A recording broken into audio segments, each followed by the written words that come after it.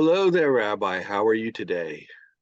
Well, I'm good, Joe, but something's been kind of percolating. It's something to do with stereotypes, but I can't quite get a handle on why all of a sudden am I being bothered by stereotypes, Joe? Well, I know in these troubled times, people are starting to judge people by their appearance. The symbols that we used to take for granted as just common everyday objects or part of our lives has become a new symbol for animosity or hatred, and there's fear. Prejudice, which we always talk about as being bad or evil or wicked, your prejudice comes from the Latin prejudicum, before making a judgment. And it's prejudice has gotten a bad rep. So let's look at prejudicum, before judgment. A stop sign is not a brick wall. So I'm coming to a four-way stop. In my peripheral vision, I see someone barging into the stop sign. I make a prejudgment that they're not going to stop, so I stay still. And it saved me many times from T-boning someone or being T-boned. It's happened. And other times I just sat and waited. Nothing happened. I made a prejudgment, which is where the word prejudice comes from. And it saved things. And there are other times when we'll we look at a product, we're in a restaurant, or there's a smell, and you go, you open up a cabinet in your home in the basement that hasn't been opened in a while. That's a weird smell coming out of there. I'm not going to stick my head in. And we may have saved ourselves from doing some damage. So it is a useful function. It's not a useful function when I judge someone else and then base my behavior and it's harmful to them and myself.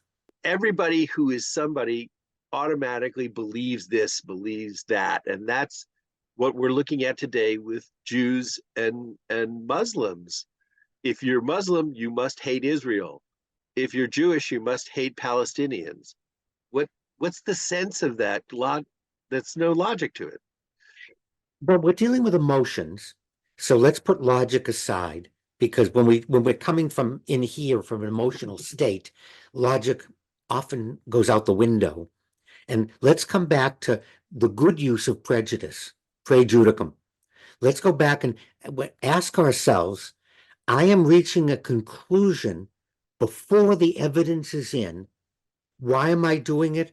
How did I do it? Where did I get that from? It requires some self-control because it's quite possible that the person that's coming towards you on the street does mean you harm.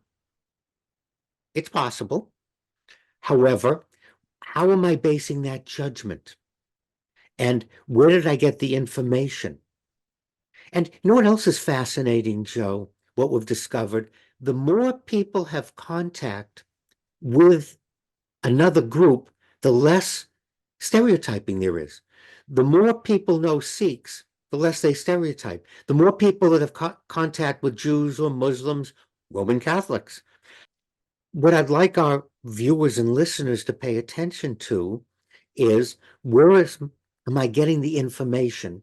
And am I prejudging in a way that's helpful? Or am I stereotyping in a way that's bad and dangerous and then promoting it? Where is this coming from? And the best way is to start meeting people. Sometimes with meeting people, we're at a party or at a social event, and we look at the way people are dressed, and we stop for a moment and go, now, is my prejudgment going to keep me from putting my foot in my mouth?